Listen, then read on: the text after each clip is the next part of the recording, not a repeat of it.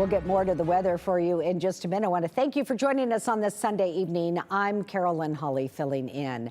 A local pro-Palestinian group says they have won the legal right for their encampment to stay put for now. Our Jude Binkley is live in downtown Boise next to that encampment. And Jude, how do things look now? Well, Carolyn, you can see some of the encampment behind me. We're just next to the Capitol outside the old Ada County Courthouse. And I will say things are pretty quiet right now. There are a number of protesters here. Many of them are inside their tents. And because of an injunction, well, those tents can stay up.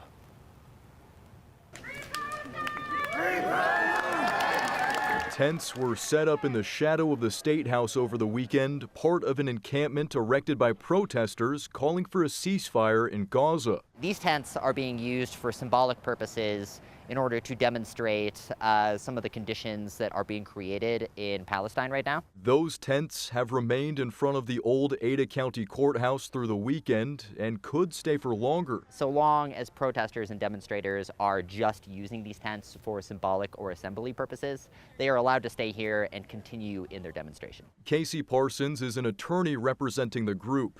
They say the site the encampment is on is subject to a 2013 precedent set by Waters versus Otter, which states that using tents for symbolic purposes doesn't violate Idaho's anti-camping statutes. What that means is that protesters are allowed to use tents like these so long as they're part of the symbolic expression in which they're engaged and are being used for assembly purposes. A hearing held Saturday clarified the encampment falls within the scope of the injunction as an expressive activity protected under the First Amendment. The judge clarified the scope of the prior injunction that was entered and instructed the Attorney General's office and the Idaho State Police that they could only remove tents or structures insofar as they were being used for the purposes of camping. So the encampment remains, and protesters say they want to remain until their voices are heard. You know, I think the bottom line is that what the state of Idaho needs to do in order to satisfy these protesters' demands is to